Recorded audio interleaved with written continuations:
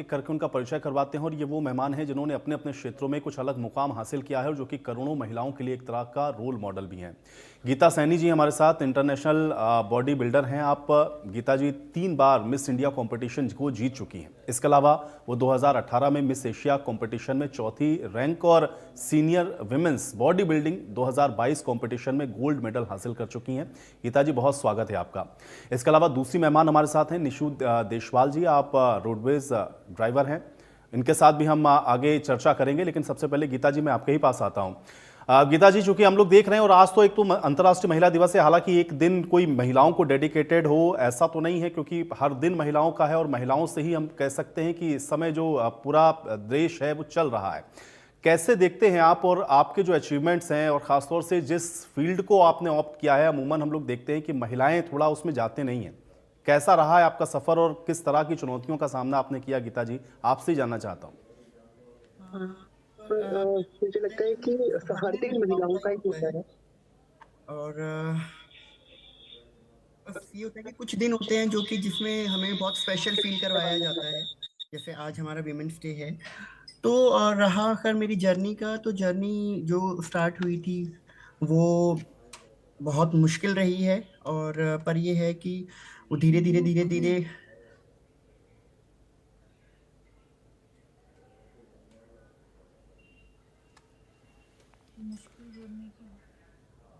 चलिए, गीता जी से शायद हमारा संपर्क टूट गया। हम दोबारा से कोशिश करेंगे उनके साथ कनेक्ट करने की, क्योंकि आज अंतर्राष्ट्रीय महिला दिवस है और ऐसे में महिलाओं को आज उनकी जो भूमिका है उसके बारे में चर्चा भी करेंगे। और साथ ही साथ चूंकि ऐसी महिलाएं जो कि अपने अपने क्षेत्र में रोल मॉडल हैं, उनके ज़रिए उनकी कहानी को भी समझने की कोशिश करेंगे कि आखिर जो महिलाएं अपनी फील्ड में इस समय आप देख रहे हैं कि एक अलग मुकाम को हासिल कर रही हैं, वो दूसरी महिलाओं को भी कितना प्रेरित कर सकती हैं। गीता जी भी जैसा कि कह रही थी, हालांकि हर दिन तो महिलाओं का है ही, लेकिन एक दिन जब कोई डेडिकेटेड रहता है तो थोड़ा स्पेशल भी फील होता है। लेकिन ये आपको समझना होगा कि समाज के अगर आप निर्माण में देखेंगे तो बिना महिलाओं की भूमिका के आप उसकी कल्पना भी नहीं कर सकते। और आज तो हर क्षेत्र में आप देख रहे हैं कि महिलाएं एक नए मकाम को हासिल कर रही हैं। गीता जी हमारे साथ एक बार फिर से कनेक्ट हो गई। गीता जी, संपर्क आपसे टूट गया था। मैं यही जानना चाह रहा हूँ, थोड़ा सा आपकी अब जर्नी के बारे में आप बताएं। आज अंतर्राष्ट्रीय महिला दिवस है, इस पर आप क्या कहना चाहेंगे? चूंकि आप तो करोड़ों करोड़ों महिलाओं के लिए रोल मॉडल हैं और जैसा कि मैंने पहले भी कहा कि आप उस फील्ड को आपने ऑप्ट किया है जहां पर अमूमन महिलाएं उस तरीके से हम लोगों को नहीं देखने को मिलती हैं, लेकिन फिर भी आप न सिर्फ उस फील्ड में रही, आपने कई सारे मेडल्स हैं जिनको जीता है। कैसी रही है जर्नी और स्पेशली आज चूंकि महिला दिवस है, इसको आप कैसे देखती हैं, किस नजरिए से देखती हैं आप? देखिए, मैंने जो मैं फील्ड में हूँ, मैं एक प्रोफेशनल बॉडी बिल्डर हूँ, जैसे आपने मेरा पहले ही बताया है। तो जर्नी जो थी, ऑफ कोर्स वो स्टार्ट बहुत इजी नहीं थी, क्योंकि जो मैं प्रोफेशन चुन रही थी वो बेसिकली मेन डोमिनेटेड है। बट मेरे को ये था कि मुझे अपना नाम बनाना है, तो इसलिए था कि मुझे थोड़ा हट के चलना है।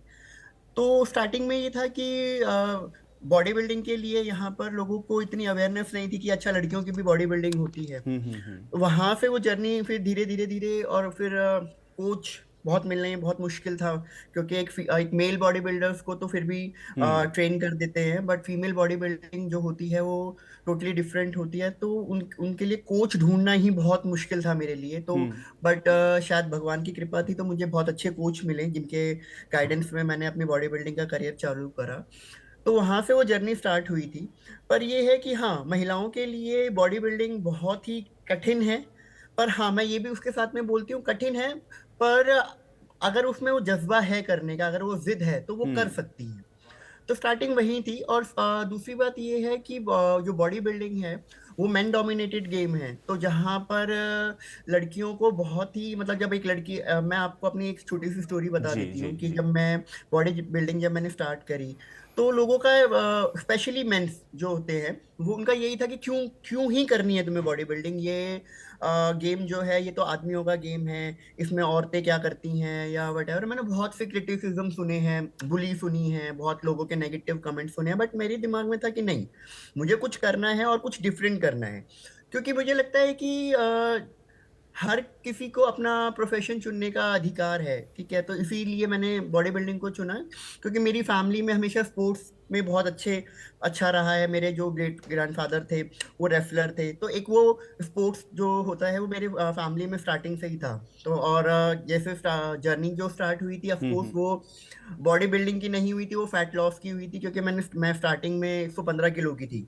जी तो जी। पर वो जर्नी कब धीरे धीरे कन्वर्ट हो गई बॉडी बिल्डिंग के अंदर, वो मुझे पता ही नहीं चला, क्योंकि मैं एक प्रोफेशनल ग्राफिक डिजाइनर थी। But hmm. वेट कम करते करते वो कब वो बॉडी बिल्डिंग में कन्वर्ट हो गया, डाइवर्ट हो गया मेरा, वो मेरी जो डेस्टिनी और मेरी जो जर्नी थी, तो वो पता ही नहीं चला। फिर धीरे वही है कि रिसर्च करी, गूगल किया मैंने, सारा हम्म। उसके बारे में पढ़ा कि ये क्या है, इसके body building, women body building के बारे में पढ़ा। तो उसके बाद आज जो भी हूँ मैं, आज सबके सामने हूँ कि मैं अपनी कैटेगरी के अंदर मैं चैंपियन रह चुकी हूँ 3 बार, मैं नेशनल भी खेलती हूँ, मैं इंटरनेशनल लेवल पर इंडिया को रिप्रेजेंट भी करती हूँ। जी। तो धीरे धीरे से वहीं से स्टार्ट हुआ जर्नी का। हम्म। बिल्कुल। और लेकिन गीता जी, आपको लगता है कि अब अगर हाल के सालों में हम लोग देखें, या हम जब ये कहते हैं कि हम 21st सेंचुरी में हैं, जैसा कि आपने अपनी जर्नी के बारे में बताया, बहुत सारे चैलेंजेस जो कि मैं खुद भी समझ रहा हूं, क्योंकि जो फील्ड आपने ऑप्ट करी है, जाहिर है कि बहुत सारी चीज़ें उसमें आपके सामने रही होंगी। लेकिन कुछ बिल्कुल। बदलता हुआ क्या आपको नजर आ रहा है, या सिर्फ हम लोग एक दिन अंतर्राष्ट्रीय महिला दिवस पर महिलाओं के बारे में बात कर लेते हैं, उनकी कहानियों को जान लेते हैं, लोगों को थोड़ा सा मोटिवेशन मिल जाता है, लेकिन क्या वाकई में वो मकाम महिलाओं को मिल रहा है? कैसे देखती हैं आप ओवरऑल इसको, क्या नजरिया है आपका? सर यस, मतलब अब मैं जो देख रही हूँ, क्योंकि जिस टाइम मैंने स्टार्ट किया था उस टाइम विमेन्स जो थी वो कतराती थी बॉडी बिल्डिंग के लिए, कि ये क्योंकि एक वही है कि एक माइंडसेट बना हुआ है। हमारी जो सोसाइटी है उसका एक माइंडसेट बना हुआ है कि जो लड़की है वो कर्वी होनी चाहिए, फेमिनिन लुक होना चाहिए, स्ट्रांग नहीं होनी चाहिए। तो वो एक हमारी जो सोसाइटी में जो एक वो बना हुआ है ना औरतों को लेके, कि वो उसका एक जो एक इमेज बनी हुई है कि वो सर्टेन इसी रूप में होनी चाहिए, तो ही वो विमेन दिखेगी। अगर वो थोड़ी सी भी स्ट्रांग हो जाएगी तो उसको मर्द, आदमी, तू तो आदमी लग रही है, तू तो मर्द लग रही है, तुझे तुझे क्यों ही बॉडी बिल्डिंग करनी है, तू क्यों इतनी स्ट्रांग है। तो मुझे लगता है कि वो कहीं ना कहीं जो कमजोर लोग होते हैं वही ये सब इन सब तरीके की जो टिप्पणियां करते हैं।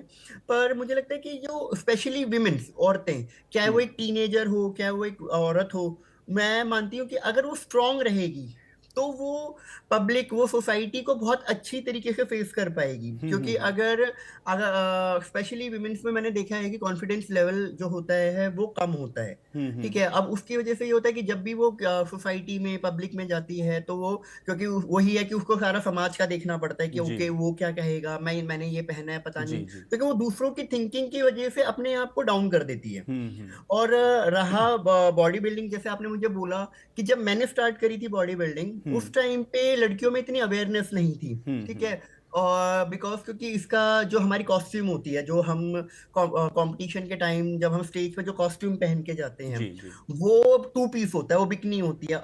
वो ही पहनने में मतलब हिचकिचाहट होती है, कि क्योंकि इतनी पब्लिक सामने बैठी हुई होती बिल्कुल। है, तो उनके सामने वो 2 पीस में जाना और अपने आप को वहां पे जाके परफॉर्म करना, वो बहुत ही सबसे बड़ा चैलेंज तो आई थिंक वही होता है एक औरत के लिए। क्योंकि वो डाइट कर लेगी, वो वर्कआउट कर लेगी, बट जो मेन चैलेंज होता है वो होता है जो हमारा कंपटीशन का दिन होता है, क्योंकि उसका उसका जो अटायर है वो जी बिकनी जी। है, हमें बिकनी में ही उस स्टेज को फेस करना पड़ता है।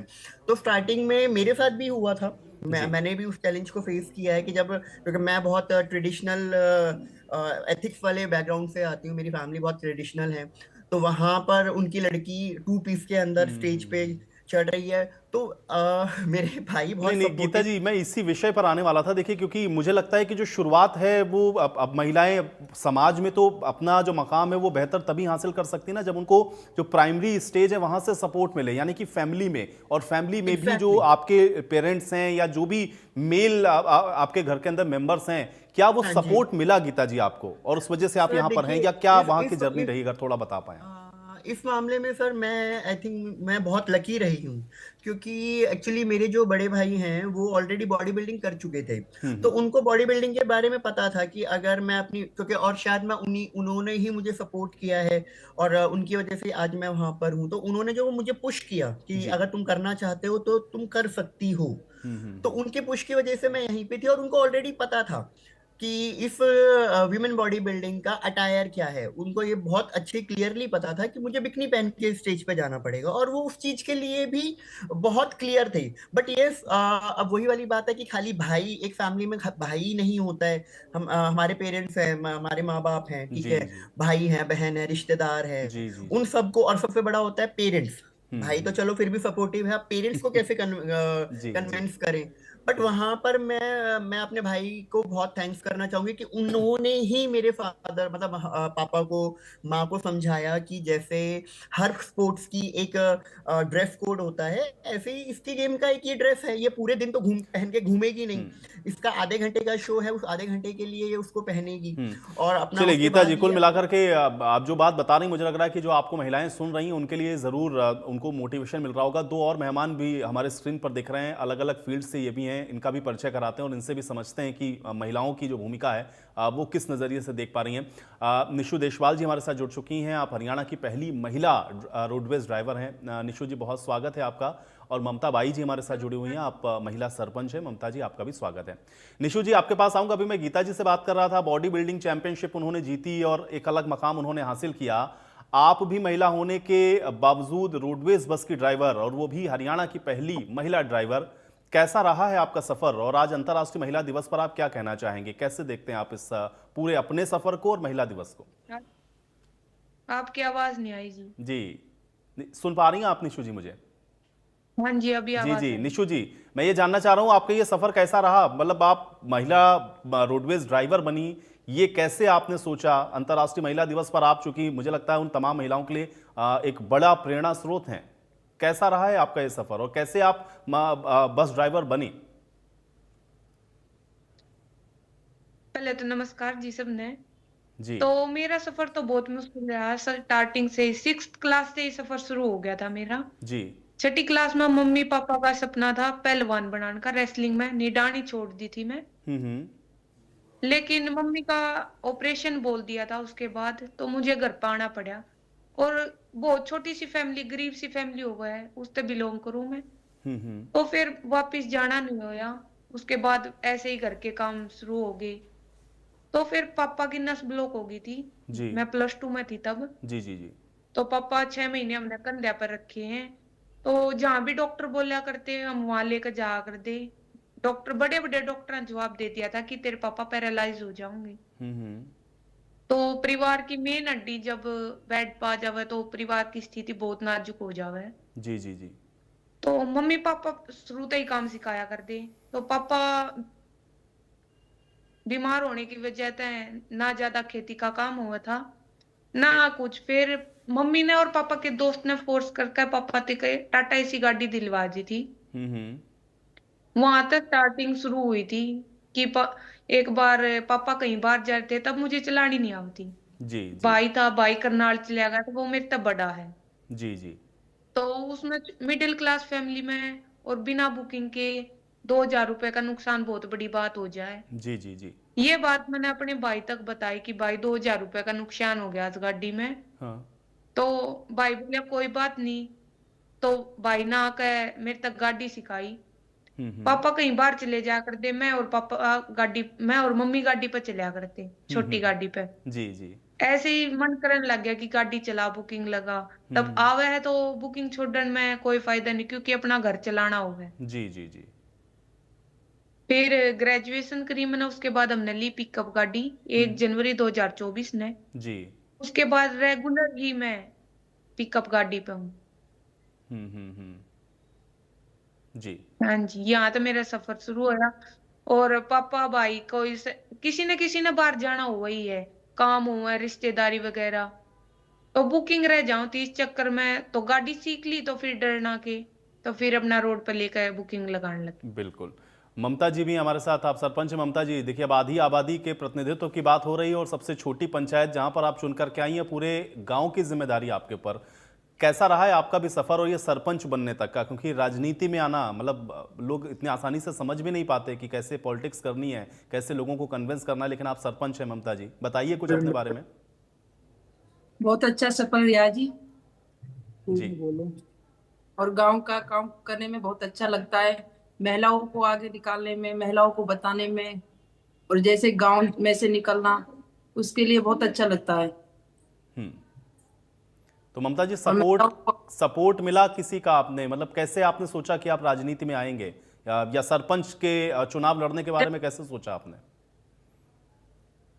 मेरा पति का सपोर्ट था जी, जी। पति का सपोर्ट था पूरा, और फिर गांव से भी मिला था। तो ममता जी, क्या सोचा अभी आपने गांव के विकास के बारे में, और खासतौर से गांव की जो महिलाएं हैं उनको सशक्त करने की आपके ऊपर एक बड़ी जिम्मेदारी है। महिलाओं के सशक्तिकरण के लिए महिलाएं कैसे मजबूत स्थिति में आए, आर्थिक स्थिति उनकी थोड़ी बेहतर हो, इसको लेकर के आप चूंकि सरपंच हैं, क्या प्रयास आपकी ओर से हो रहा है ममता जी? मैंने सभी से यही कहती हूँ और यही बताती हूँ गांव में अपने में कि बच्चों को पढ़ाओ, शिक्षा सबसे मेन है, और बच्चा पढ़ेंगी, बेटियां पढ़ेंगी, वो सबसे आगे है। तो अभी लोग शिक्षा के ऊपर ही अपनी बात बच्चियों को करती हैं। भेज रहे हैं ममता जी स्कूल? क्योंकि गांव में हम लोग अक्सर ये भी देखते हैं कि महिलाएं या जो बच्चियां हैं घर में, उनसे कहते हैं आप घरों के काम करिए, घर का काम सीखिए, थोड़ा पढ़ाया, आगे के पढ़ने के लिए भी उनको नहीं भेजते हैं। तो क्या इसके लिए भी आप काम कर रहे हैं ममता जी, कि महिलाएं और जो बच्चियां हैं वो पढ़ने जाएं कम से कम? हाँ बहुत जी। महत्वपूर्ण बात आपने कही है, शिक्षा बहुत जरूरी है ममता जी। हाँ, हर घर स्कूल जा रही है जी। जिन बेटियों का एडमिशन नहीं होता उनको एडमिशन कराते हैं, गरीब लड़कियों को, उनको शिक्षा के लिए भेजते हैं जी। गांव में ही स्कूल है, कन्या पाठशाला, उसमें भेजते हैं। और जैसे उनकी घर की स्थिति होती है, उनके सुधार के लिए उनको भी जो हमसे बनता है वो हम करते हैं जी उनके लिए। चलिए, आप तीनों लोगों का बहुत शुक्रिया, आप लोगों ने अपना समय निकाला और आज इस खास कार्यक्रम में आप लोग हमारे साथ शामिल हुए। और इसी के साथ इस खास पेशकश में मेरे साथ फिलहाल इतना ही।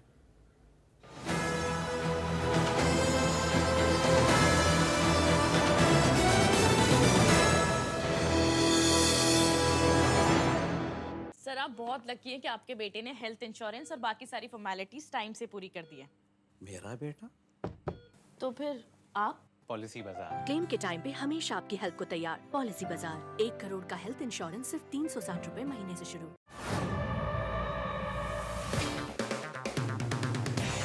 अगर आप बनना चाहते हैं एंकर, या फिर आप में है जुनून एक तेज तर्रार न्यूज रिपोर्टर बनने का, तो आप ज्वाइन करें ITV, इंडिया न्यूज और न्यूज़ एक्स का मीडिया स्कूल।